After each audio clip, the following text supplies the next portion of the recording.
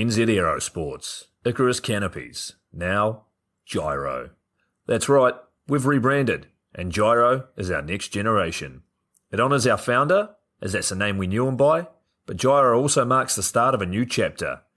And not to be biased, but it's going to be fucking epic.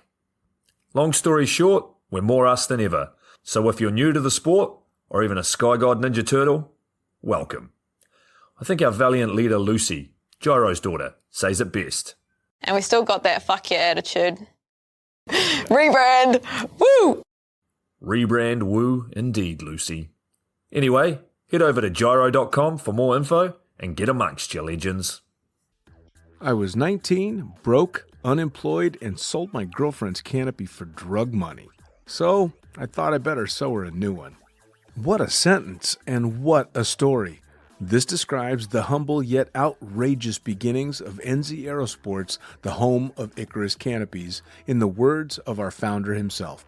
From getting a paratrooper toy from his mom, watching parachutes at the DZ as a 6-year-old, jumping off the wharf with a parachute made from bed sheets, doing his first jump at 16, sewing his first canopy on a borrowed machine at 19, and starting to sell parachutes out of a garage in 1986, Paul Gyro Martin had an undying love for the sky. Our company started with one man with the wildest of spirits and a true blue sky dream, a renegade. In the time that Gyro created and ran the Icarus Canopies brand until he passed away in 2017, he pushed everything he had to its limits. We miss him, and we always will. Gyro is the next generation of NZ Aerosports. It honors our founder, of course, because it was the name we all knew him by, but Gyro the rebrand also marks the start of a new chapter, our next jump. Gyro is the space between sound and silence, art and science, chaos and calm. Gyro is a state of epic tranquility that transcends understanding. That moment, in the door, in free fall, mid-swoop, where nothing but the present exists. A perfect balance of euphoria and thrill. Gyro captures our passion for flying and our commitment to designing break-the-fucking-rules canopies that deliver pilots pure, wild flight. Hey gang, so I got a new book out. It's called The Upside of Fear, and it's exactly what you think it's about. It's about the good side of, well, getting scared. In it, we talk not only about the science and biology behind fear, but the psychology as well. And it's not just coming from me, it's coming from some of the best in the sport. Omar Alhigelan, Jeff Provenzano, Maxine Tate, and so many more have contributed their sometimes terrifying stories to the book to help you overcome your fear. So head to the lunaticfringepodcast.com. You're going to find the link to the book there, as well as the other books. It's available in ebook, paperback, hardback, and audiobook right now. Coming straight from the cockpit, it's another episode of Lunatic Fringe with the fucking pilot.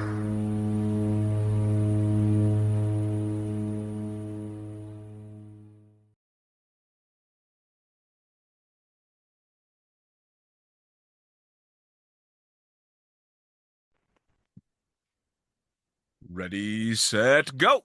Back in the can for another edition of the Lunatic Fringe podcast and a new friend suffering through the beginnings of winter with me. Tell me, who the fuck are you and what do you do? So my name's Phil Webley.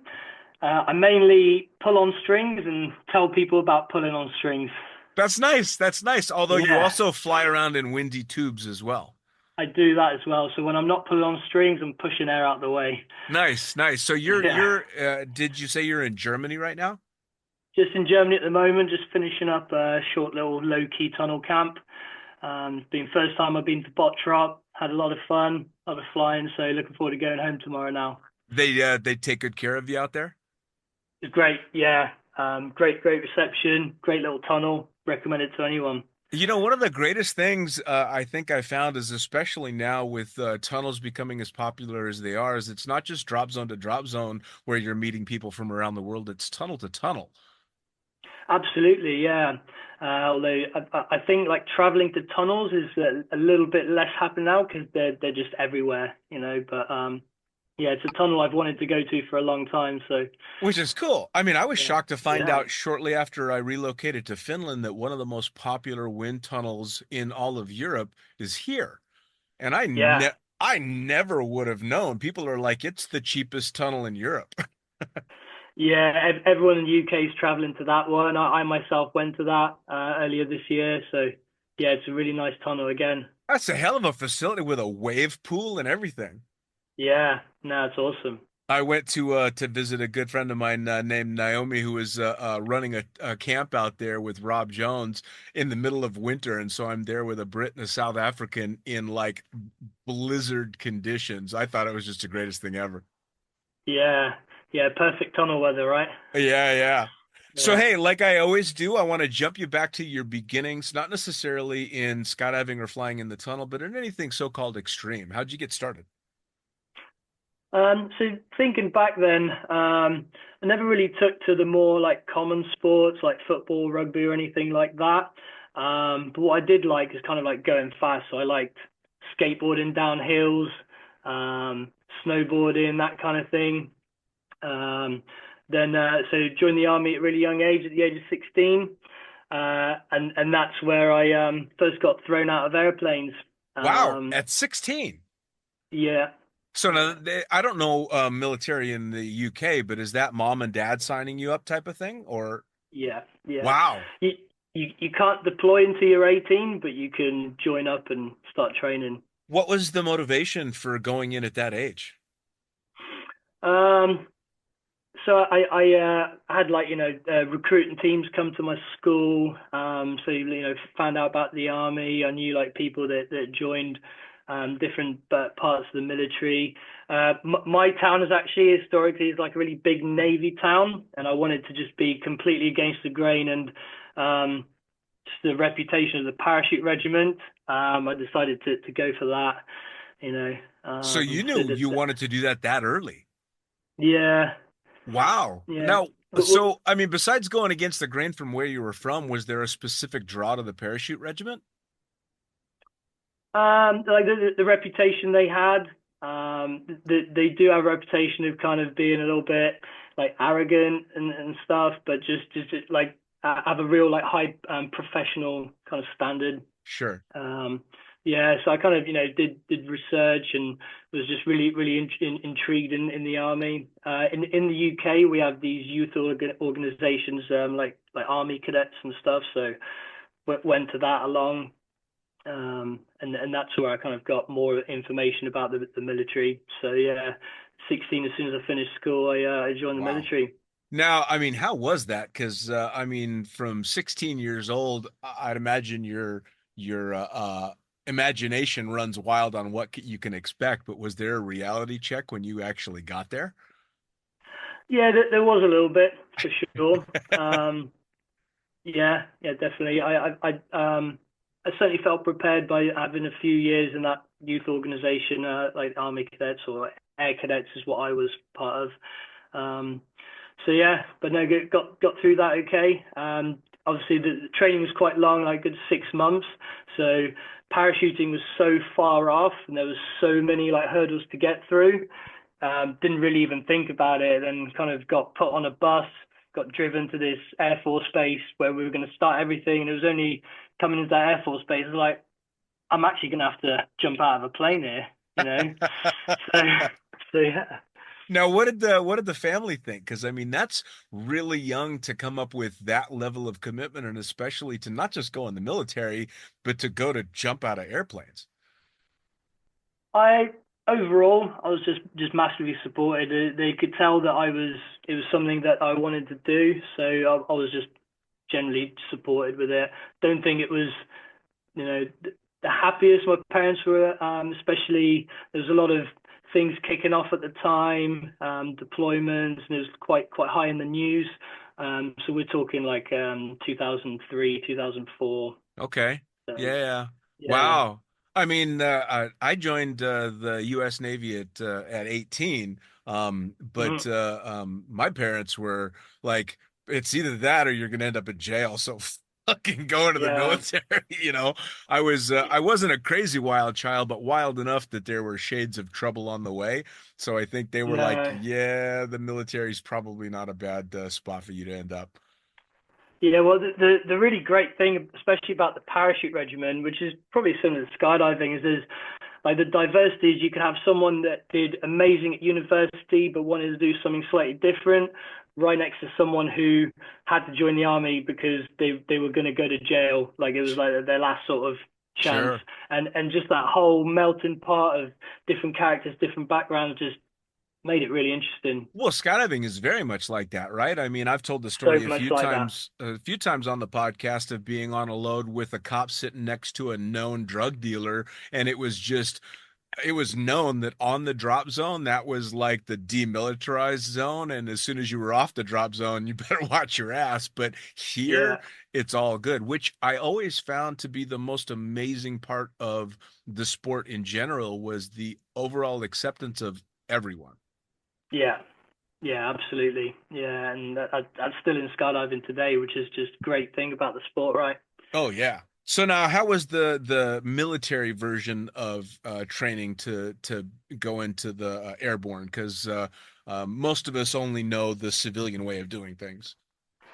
Yeah, so even though I'm not that old, I can, I can talk about round parachutes, which, not many people know what they're talking about.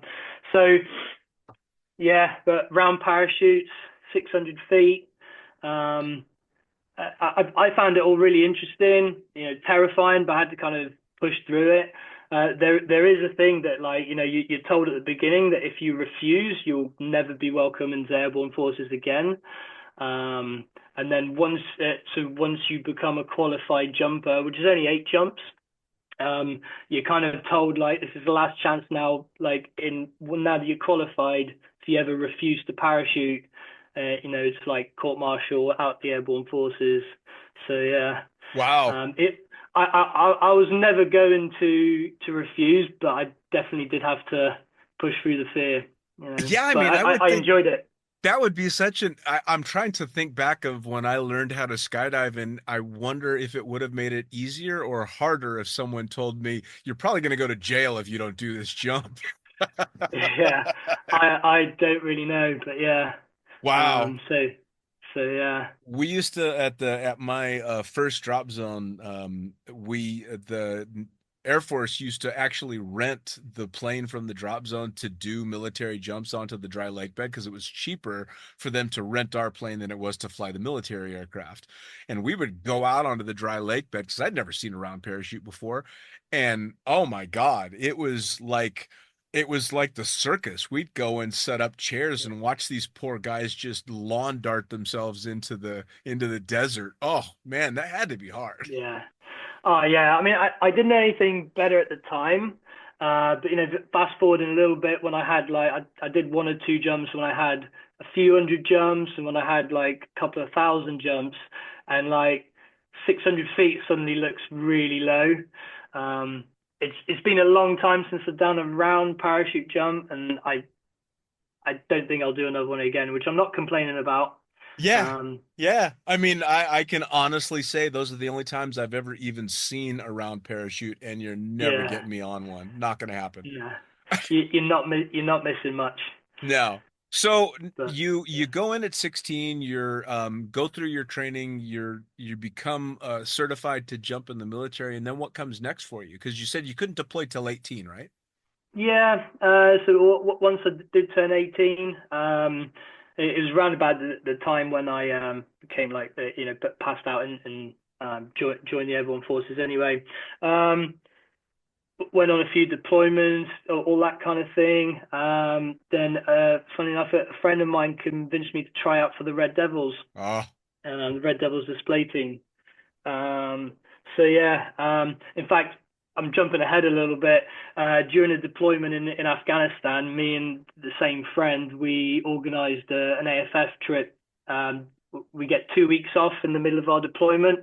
So instead of going home and seeing our family, we went to Imperia Brava, lived up like kings because we'd been there like 4 months in the desert, lots of money stacked on the bank account. Did our AFF, had a great time. Went back, finished off the deployment, and then yeah, he convinced me to try out for the Red Devils. I mean, that had Um, to be amazing, especially if you've gone through that round training to then dip your toes into modern sport parachuting. Must have just opened up a whole new level of awareness to you. Absolutely, and when we were just guys jumping round parachutes, like someone that completed AFF was like like a god, and hearing people talk about square parachutes, and I was like, yeah, I wanna kind of have a go at that. So Sure. Now, yeah, so I'm assuming that the military didn't really acknowledge too much the civilian training, but it had to have given you an edge if you were putting in for the Red Devils, no? absolutely. So at the time, you had to have a B license minimum. Mm. I believe now that they'll take people. I'm not too sure about it, but I think they'll take people with no training. They'll just train them up. But it was quite a good thing in the fact that they just wanted to see commitment, that you went in your own time, your own money, and got yourself up to B license, which it's a bit of a challenge, right? Sure. You're kind of hanging around the drop zone, so it sort of like shows commitment. And then you turn up to Red Devils team selection with a minimum of a B license.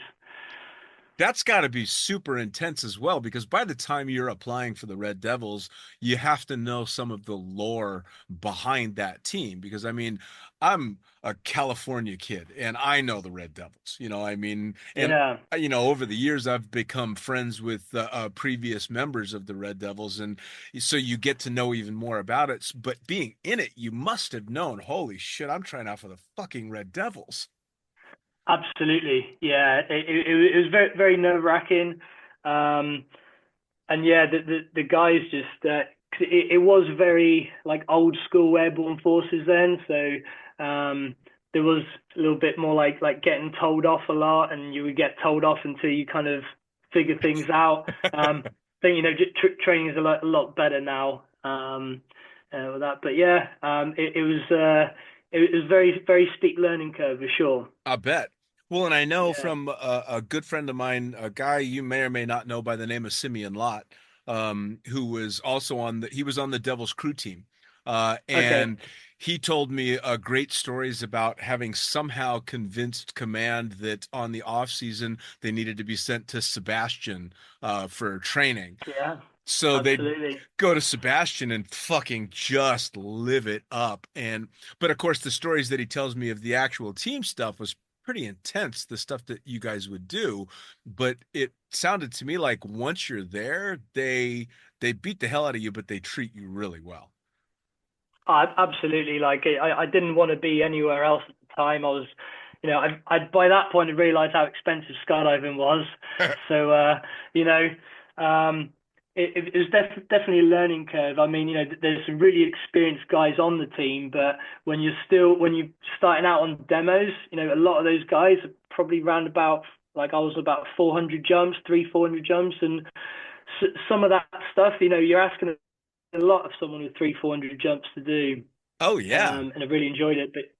But we were mainly like young lads in our 20s living it up, and we absolutely lived it up for I sure. mean, at your 20s as a member of the Red Devils, did you realize really how cool that was?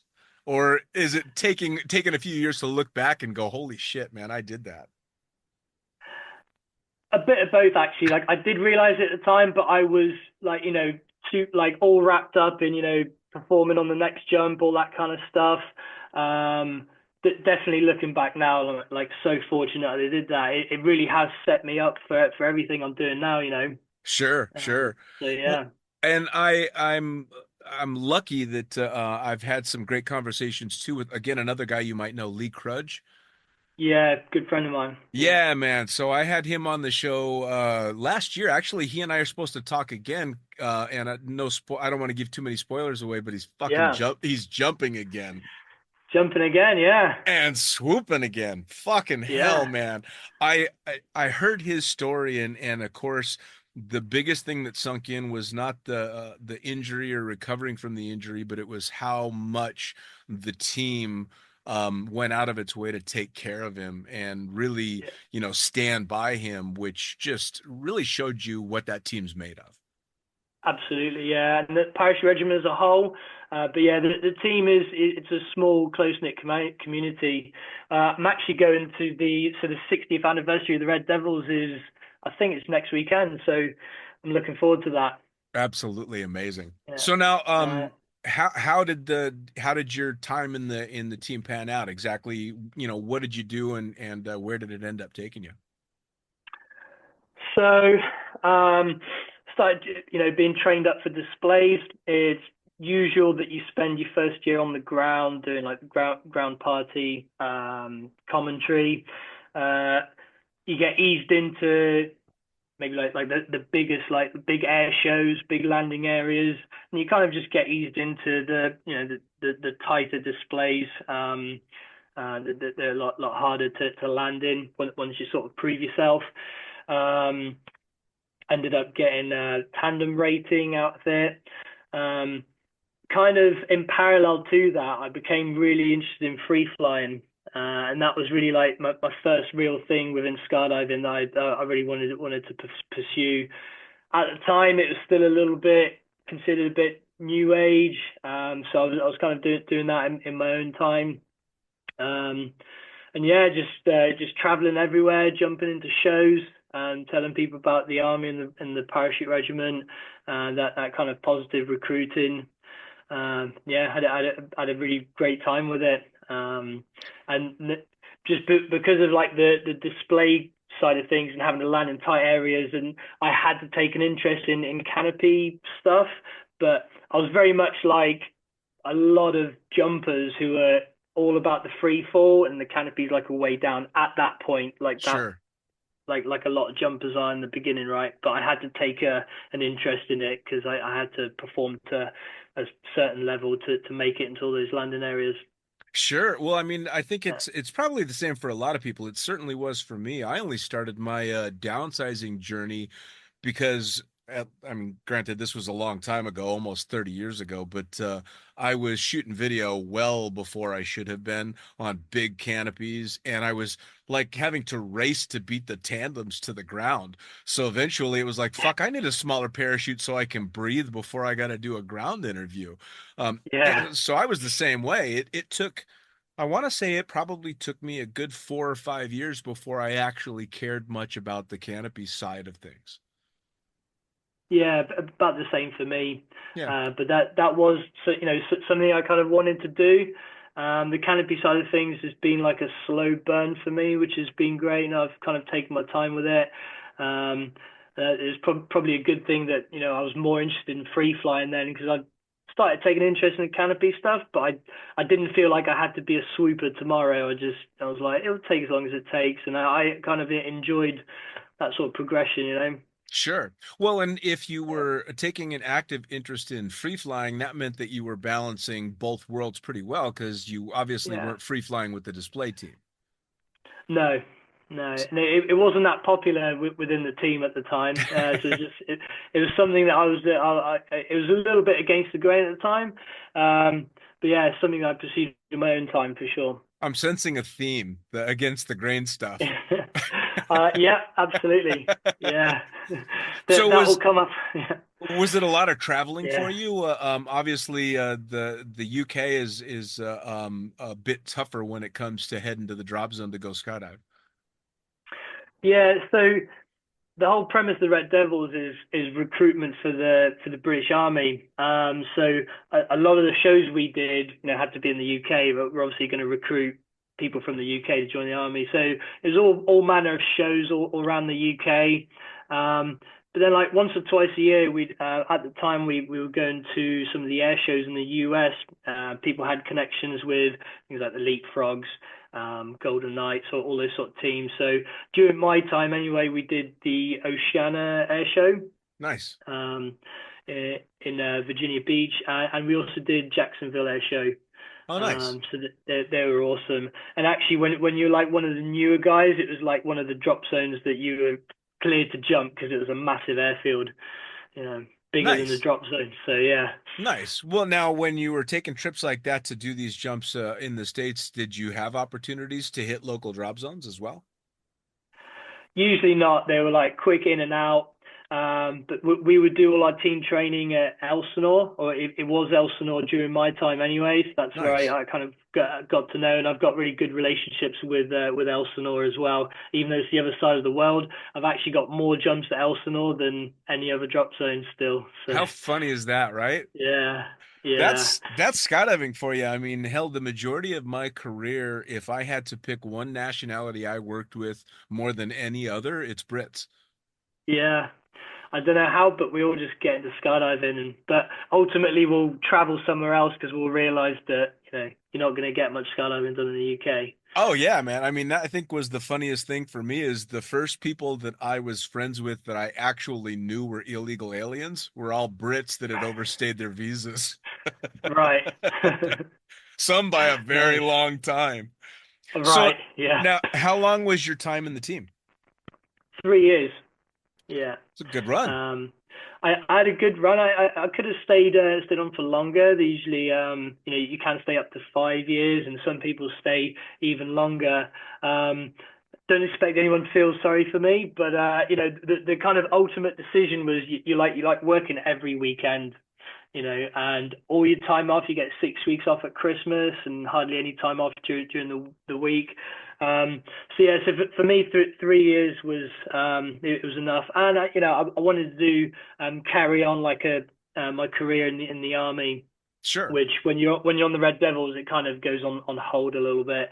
So yeah, for me, 3 years was enough, but I certainly carried on jumping, and yeah, my goal really was there was an opportunity to downsize on the Red Devils, and I wanted to pursue free flying more. So in my time, I managed to then downsize. I had 1,200 jumps, and I'd never jumped anything smaller than a 170, Oh wow.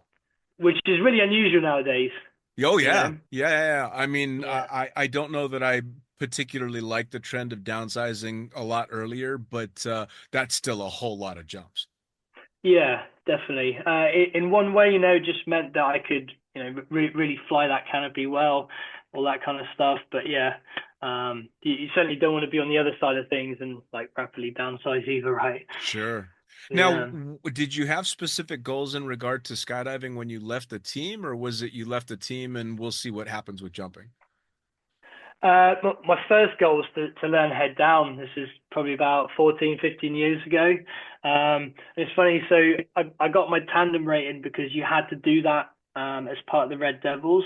We used to do quite a lot of charity tandems and stuff. Never like massively into tandems, but it's certainly funded skydiving. So funny story about how I learned head down is I was going like 20 minutes like once a month, and I was quickly realizing like this isn't going to work. So I kind of stopped going to the tunnel for a little bit. Spent all summer doing every free weekend, like doing mainly tandems, and I had like a wad of cash under the mattress of my camper van. So on my summer leave, I drove in my camper van, parked up in the car park of the wind tunnel, gave him all this cash, and I was like, let's do head down. Nice. Nice. Yeah. I mean, And that's kind of the sport these days, right? I mean, if you've got the yeah, option and you really have the drive, that's a damn good way to do it. yeah. It was certainly a better way just to do it like all in one block for me, for sure. Yeah, So yeah.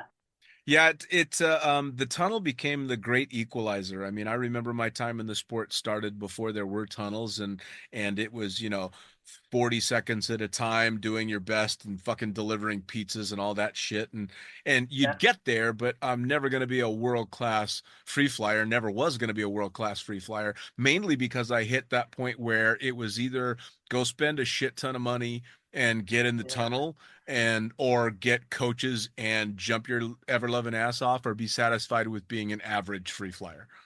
Yeah, but that was hardcore, like 30, 40 seconds at a time. I didn't have that much of experience of it. But yeah, I definitely appreciate those guys before me that were doing it 40 seconds at a time. Oh yeah, man, and still it's funny because I became over the years really good friends with Omar Ahijalan and friends with Zipser, and you look back at the videos of when they were just pioneering all that stuff, and then realize they got where they are one jump at a time, and you're like, oh Yeah, my God. yeah, it's impressive, man. So Yeah. now, with a big session like that in the tunnel for you, that must have really fed your desire, both for jumping and in the tunnel. Yeah, absolutely. Yeah, yeah. But of course, like the more you do, like the more you realize that you don't know, and that you've got loads more to work on. Yeah, So, but that's the great thing about skydiving. Of sure, sure. Now, course, yeah. um, I'm assuming you were doing all this while you're still in the military at the time and doing everything with them. But when I'm assuming you're not in the military anymore, no? No, no. So I left about 3 years ago. So Yeah. when you transitioned out of the military, was it specifically to go into skydiving and in the tunnel? It was, yeah, yeah. So I was kind of reaching that point in the military career where I was going to be doing less of the cool stuff, more of the kind of being in an office, um, and like sort of guys a little bit ahead of me were talking about doing like 20-hour days in the office, and I was like, that doesn't leave a lot of time for skydiving. Um, and we're starting to get those pep talks about, like if you kind of want the next promotion, is the sort of stuff you want to be doing. And I was thinking like, I need to think about something else here. Um, Well, and if you joined at 16, you were in the military for a good stretch of time. yeah, 18, 19 years. Fucking hell, man. I mean, that's a Yeah. full-blown career and you still finish off a kid. Yeah, yeah, for sure. So yeah, so I kind of at the time I had got to know Flight One as a company, and then some of the guys as individuals. So just while I was still in the military, and I was sort of thinking, what could I do? And I was like, well, I really like how those guys work, and really got along with them. So just started speaking to them, and here I am. Now, when you started talking to Flight One, were you aiming for a specific part of Flight One, or because I mean they have the civilian and the military, both of which are epic, epic training. Yeah. Well, I mean, uh, I realized that I'd be a good fit for the military for sure, and I had an interest in that. But also, spent some of my time doing like Flight One courses. As I was kind of working my way through the canopy piloting progression. So that kind of thing really appealed to me. Some of those guys like inspired me. But Brian Vasher was a big part of like my early sweep progression. Sure. So I was interested in doing both really. Well, Yeah. I mean, obviously, you would be the perfect fit for Flight One military because you already speak the language, you know the mindset, and I can think back to AFF students that I had that were military trained that were the greatest students ever because those fucking guys just did exactly what you told them. It didn't Yeah. matter if they understood what was going on. They're like, this is what he told me to do. That's what I'm gonna fucking do. It was amazing. Yeah. Yeah, they're very good to work with in that respect, and they always will be. So yeah, so that's definitely a cool aspect of working with them for sure. Oh yeah, man. The only real experience other than the occasional AFF student that I had is I flew very briefly on I think a 2 week basis for TAC Air out of San Diego, and they were training the Navy SEALs doing their jumps. And they were doing night jumps over a dark field with like a 50-gallon drum lit on fire in the hills right next to the border of Yeah, Mexico. And at the time, I think I had 6 or 7 thousand jumps, and I'm watching these guys with 10 jumps, 15 jumps roll out of this plane at 12,000 feet in the pitch black, going, these guys are fucking mental. it is crazy, but when you don't know any different, Well, like you said, the jumping out at 600 feet, and it didn't make you nervous until you'd done it a different way. yeah. And then I was just like, what am I doing at 600 feet here? You know? So how was it sliding out of military life and into civilian life, but then obviously working with Flight One? It must have been a nice transition. Yeah, it was a nice transition, especially because I was working with military people. So yeah, I think the term is a soft transition. It's still a learning curve, I had to just learn a lot about kind of how Flight One works, and all that kind of stuff, and Sure. yeah, just getting used to civilian life. But the good thing was, even when I was in Flight One, working on a drop zone, doing AFF, and did a little bit of tandems as well. Essentially, I kind of knew the industry already. I was just, I'd spent like all my time in the military just getting to know that industry. I kind of, Sure. if I wanted work, I knew who to call. So that side of things was very easy. That's one of the damn good things about our sport, right? Is as long as you're Yeah, physically able, you've always got a job somewhere in the yeah, world. absolutely. Yeah, But I yeah. mean, Flight One again, you go from uh basically straight into the Red Devils as a kid, do your time there, and then straight into Flight One in civilian. That's like you're starting out your career at the top of the pyramid. I suppose you could say that. Yeah. Um, I mean, which has got to be both good and bad because I mean, there's a lot of pressure involved in going in with a company like Flight One, especially military, because the standards are so high. Yeah, and it's definitely even now, like 3 years on. Yeah, it is definitely a lot of pressure, and it's always like any time working with them.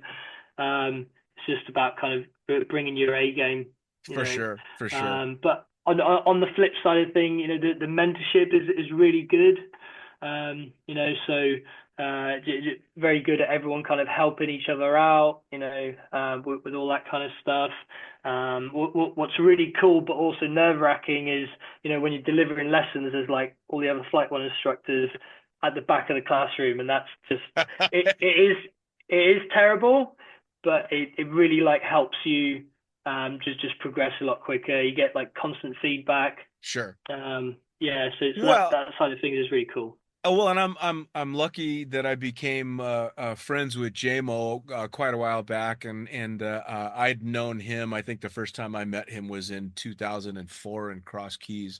Um, so seeing him go from a trailblazer and a world champion to, establishing this incredible company and then becoming friends with the guy, and you're like, not only does he really know his shit, but he's also really fucking cool too.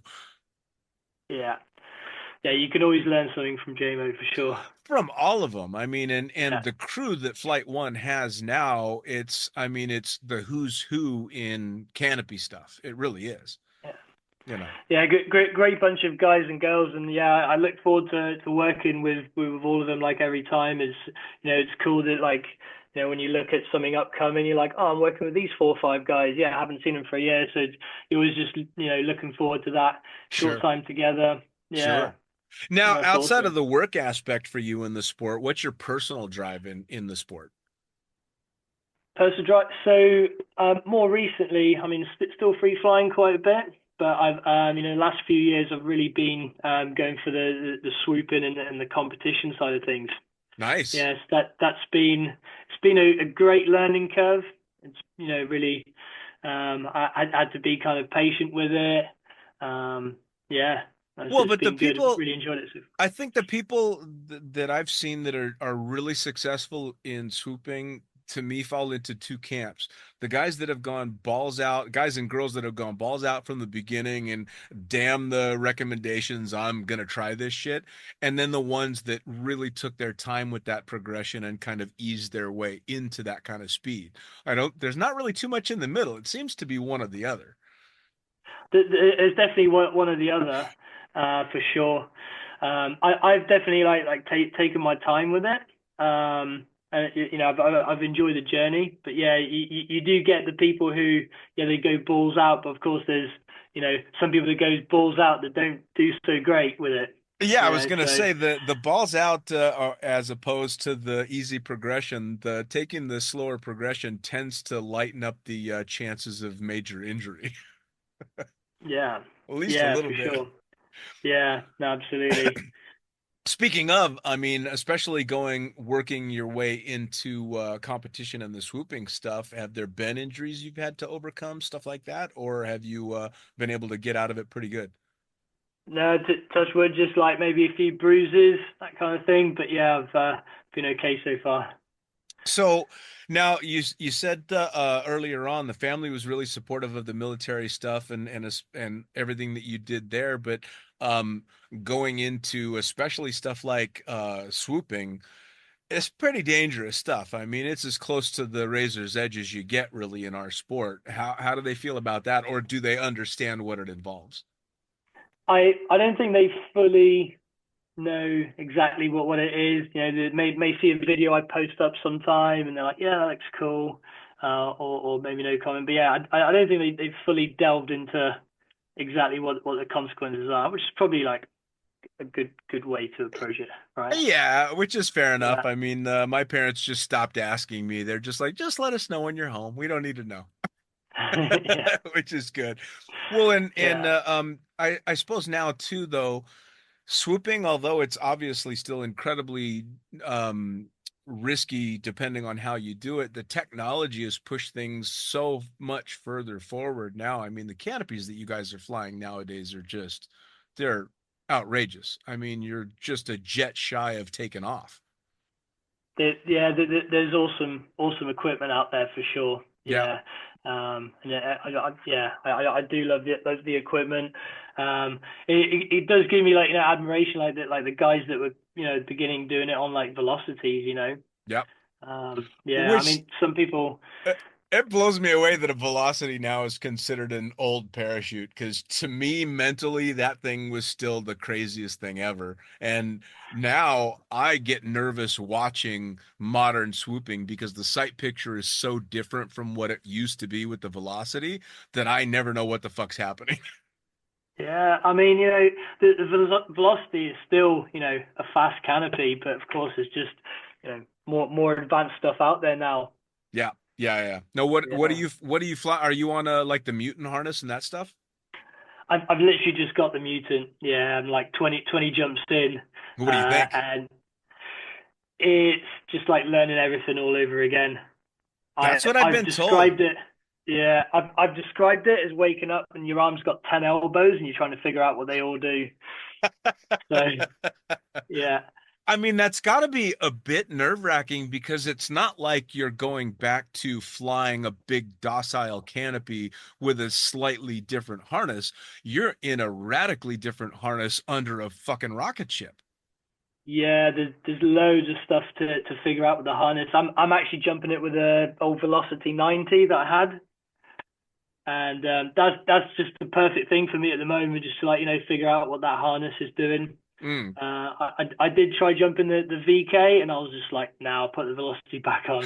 It was it was fine. I landed it, but I was just like, yeah, it's just like so sensitive that I probably just need to go back. And I'm just like just having to find out so much about the harness. I don't need to also figure out stuff about the canopy as well. Sure. Now, Yeah. are you thinking that it's pretty much the way to go? I mean, is that the future of swooping? Oh, definitely for speed and distance. But it's not like an automatic thing that you have to like put the work in. Sure. Well, the one thing that always threw me off about the seeing it flying is it puts you in that seated position.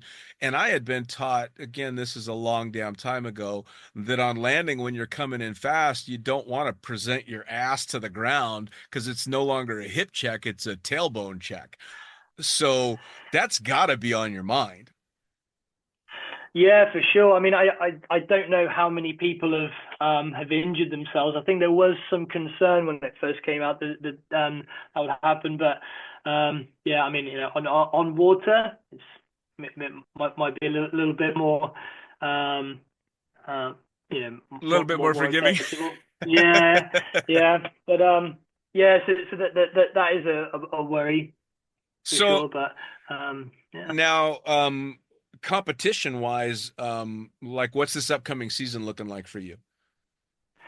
So I always kind of like work like one nationals to another. I always kind of put some kind of jokey posts about, once the nationals over, it's like 364 days to the next nationals. Better start training. I'm always on the lookout for any like practice competitions, earlier on in the year. But realistically, that's like if sort of the work schedule lines up and I'm in the area where there's competition, I'll do that. Nice. So yeah, so at the moment I always have like nationals penciled in, which is currently the UK nationals takes place in the Czech Republic at Oh, the wow. Pink Open. Yeah, Nice. at the Pink Open. Great venue for it. It would be cool to have it in the UK, but it's a great venue. There's usually like 60 to 80 competitors. There's about four European countries have their nationals kind of in parallel with it. So yeah, I always look forward to that one. That's awesome. And then I'll be looking to go into Arizona for the World Cup following next nationals. I was going to say, that's right. It's up in Arizona this time around. Yeah, That's yeah. very And the cool. last time I went was also in Arizona. But fortunately, I get to train there quite a bit because some of my work takes me in Arizona. Nice. So yeah, so I know that area pretty well. Now, what about free flying? Are there thoughts of competition with that? So I had a few good years doing like VFS teams. This is, it's going back a few years now. That's when the vertical stuff is like more popular than it is now. So yeah, I did a good few years in VFS teams, going to like the vertical record jumps and like big way jumps. That has taken a little bit of a backseat now because I am concentrating on the swooping side of things. Sure. And it's just easier training on your own. It's just getting 4 or 5 people scheduled lined up. It's kind of been the killer with it. It's just like Sure. that's a really difficult thing about it. Whereas training for swooping is just on your own. Well, and I mean, any competition in skydiving takes a level of, and there's no other way to put it, it takes a level of sacrifice because, I mean, Absolutely. none of us are getting rich in this sport, and you're certainly not getting rich for standing on top of a podium, even if you've got the sponsorship and all that. Nobody's taking Will Smith money down. But especially when it comes to team stuff, because now it's so much more organization involved that it's not just sacrifice of money and time for you to train, it's so much more. No, absolutely. And I think as well, like pursuing two kind of disciplines where I'm trying to like compete in, there just be no time for that, right? Well, and the cool thing with our sport is as long as you stay healthy, there's no age limit on when you can and can't compete, right? I mean, it's Exactly. it I remember very early on in my sport realizing that once you're a skydiver, if you want to be, you're a skydiver for life. Absolutely. And I'll probably get a little bit too old for swooping at some point, so then I can maybe go back to a free fall discipline, right? Right? Yeah. Well, God only Yeah. knows what trends are going to come next. One of the best things about this sport is every time you think nothing new is going to happen, something insanely new comes up.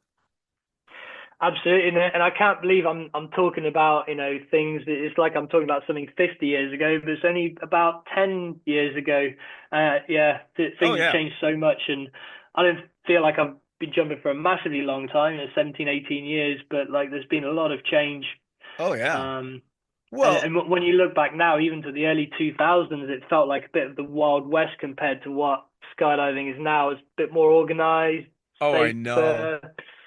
I Yeah, look back at pictures of me and my friends in Paris Valley in like 98 and 99, and it seems like a million years ago, in big baggy free fly suits that were almost the old brand X suits and all that stuff, and yeah, how quickly the trends have changed. And which I'm yeah. actually kind of happy of because now everybody's wearing skin tight budgie smuggling, suits that I'm glad nobody has to, I don't want to go wear that shit. No, no, absolutely not. Well, and again, the technology has driven it so much. The craziest video, which I'm sure you've seen, is the new world's record for a wingsuit base jump with that foil on the front of him. Yeah, I've seen a bit of that. He flew like 12 kilometers or something on a base jump. Yeah, Who would have? Impressive, right? I mean, who would have ever thought? I mean, I don't think we're that far away from seeing guys in something resembling a wingsuit being able to take off. I mean, Jetman already did it, but Yeah. I think we're gonna see that continue in that direction, which is just mind blowing. Yeah, I really don't know where it's going to be in the next 10 years or so. It's great, But right? just takes one person to try it, and then before you know it, like everyone's doing it, right? Well, and the coolest thing about it too is, again, skydiving being such a community type of thing, even though it's stuff that I will never do, I get to take incredible pride in the fact that it's my sport and my tribe, so to speak, that are actually doing that shit. Yeah, it's always impressive seeing it. I mean, no one's really going to be able to do everything in skydiving. So yeah, sometimes you got to look at like wingsuiters. It's like, oh wow, yeah, they're doing some amazing stuff over there, and yeah, and just all these other disciplines. And everything comes so quickly in our sport that even if you're the best, you're only going to be the best for a little while. Absolutely, yeah. A very little while, and then you're going to be a spectator like the rest of us. Absolutely. And then, like the best Instagram posts are like forgotten about until the next best Instagram post comes up 2 days later, right? Absolutely. And it seems to go that fast. Yeah. So, hey, tell everybody how they can track you down on social media, how they can find out about Flight One, whether it's the civilian or the military, and how they can come out and fly in the tunnel or get a jump with you. So the best way to contact me really is through Instagram. That's like a public account. It's Phil_in_the_air_Webley, and in the air is just one word. Awesome. But yeah, I pop up there when you search for me. In terms of Flight One, it's flight-1.com, where you can see all the different courses we offer. Awesome.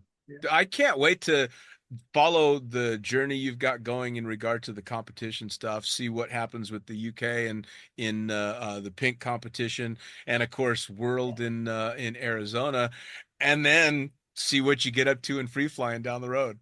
Yeah, I'm looking forward to it, man. Awesome. Yeah, Phil, absolutely. I'm so glad we were able to line up time. I'm glad that you were able to set aside a while for me after the tunnel, and I hope you have a great trip back to the UK. No problem. Awesome. Take care, Phil. Thanks, man. Thanks.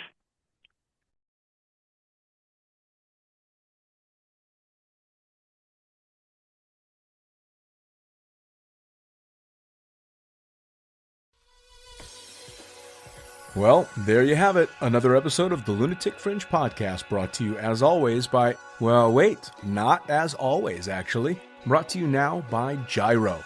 Formerly known as NZ Aerosports, you'll head to gyro.com for their next level line of canopies. By Pussfoot, the Extreme Sports Collective. Head over to pussfoot.com to check it out. By Summit Parachute Systems, check out summitparachutesystems.com to talk to Jarrett Martin and the gang about kick-ass pilot rigs, rigging courses, and more.